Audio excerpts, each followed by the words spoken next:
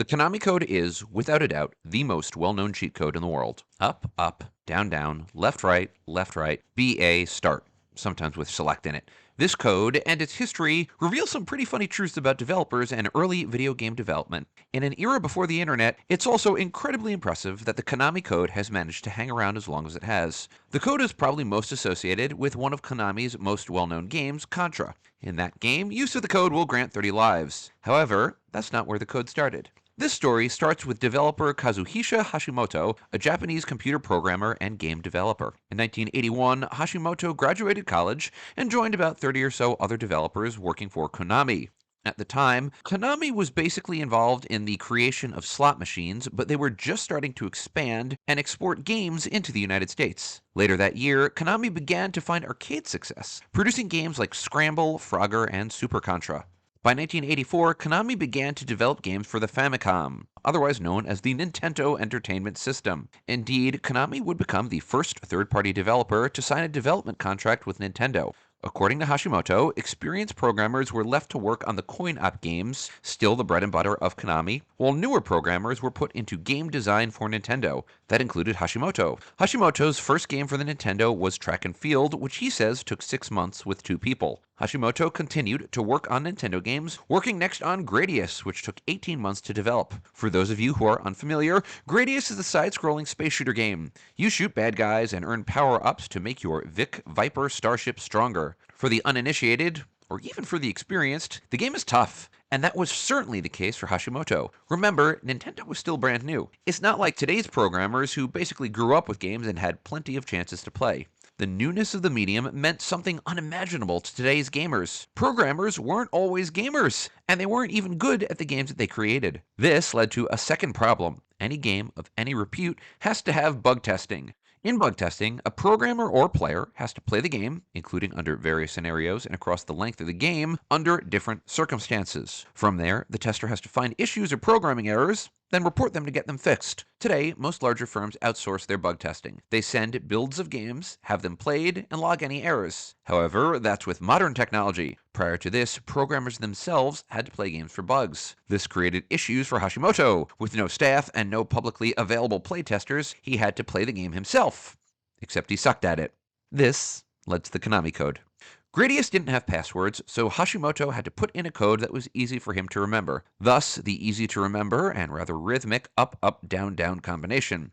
Entering the code in Gradius, Hashimoto was able to use a full suite of the ship power-ups, enabling him to complete the game and finish testing. The twist of fate? Hashimoto meant to remove the code from the game before it was sold. Konami manufactured about 1 million units, although the game ultimately sold somewhere between 500,000 and 600,000 units. Slight issue: Hashimoto never removed the code. From there, it took on a life of its own. It became popular among other Konami developers who used it in their own games for playtesting. At some point, the code became public knowledge. Some commenters have speculated that the code was released by Konami themselves. That seems unlikely, but what is certain is that the code was released in the first issue of Nintendo Power magazine in reference to its most famous use, Contra. Using the code on the title screen gave players in this very difficult game 30 lives, thus making it much easier to complete. As a result, in many cases, the code was actually referred to as the Contra Code, or the 30-life code. Indeed, Contra would be its most famous use, but not its only one. Numerous other Konami games would use the code. For example, the Castlevania series, one of Konami's most famous and successful franchises, uses the code repeatedly, usually to unlock otherwise difficult to obtain items. For example, in Castlevania Bloodlines, the code enables users to play on Expert Mode. In the PlayStation version of Chronicles, it allows for the adjustment of otherwise hidden options. In Lords of Shadow, it allows players access to a cheat menu. In Legacy of Darkness, it enables all characters, outfits, and a harder difficulty mode. Of course, even Konami seemed to get a little sick of the code. For example, in Gradius 3, you can enter the code while paused. Unpause the game, and you blow up. Try the code in Kid Dracula, and you get the message, "Sorry, nothing this time." Also worth noting, the code's use isn't always the same. For example, take Contra 4 on the Nintendo DS. The code is altered where you actually have to tap the touchscreen at points, thus enabling you to get 30 lives. Many other versions of the code have slightly different alterations, tweaks, or use of the select and or start button. Even in the code's early days, it spawned uses in non-Konami games. At first, those games, like the original code itself, use the Konami Code seriously. For example, in the Tengen version of Tetris, you could use the code and allow players to generate a long bar. However, this code could only be used once per game, and you didn't use the up arrows as part of the code. The code still thrives today, and in more forms. In the multiplayer horror game Dead by Daylight, use of this code spawns the Vic Viper charm. The Vic Viper, of course, is the spaceship that you fly in the Gradius series. If you use it in Silent Hill 3, your outfit changes. Well, you lose your shirt and pants, which is weird. In the original Mario Party, the code gives you access to a debugging menu. In Anno 1800, a city-building real-time strategy game, the code spawns hundreds of flying animals. Why not? I can't get a complete list of the games that use the code, but it's clear that it extends well into the dozens, if not the hundreds. Which, if you think about it, is insane. This is a code that began being used in 1986, almost 40 years ago, and in an age before the internet. Yet, somehow, it developed a staying power and a repetition to make it one of video games' first memes. And then, well, the code ethos just kept building, and uses outside of video games began to appear. Entering it on a Discord 404 error page unlocks a game of Snake. Entering it on Bank of Canada's website for a commemorative $10 bill will result in the playing of the Canadian National Anthem and $10 bills falling from the top of the screen. Speaking the code to Google Assistant will cause one of two responses. The assistant will either say cheat code enabled, or you destroy the vile red falcon and save the universe. Consider yourself a hero. That's a reference to Contra.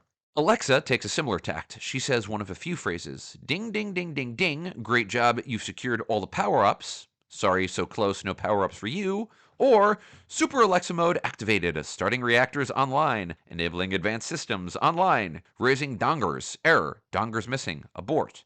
What are... Never mind. Siri, too, does her best. She says cheater, nerd, or I'm getting dizzy.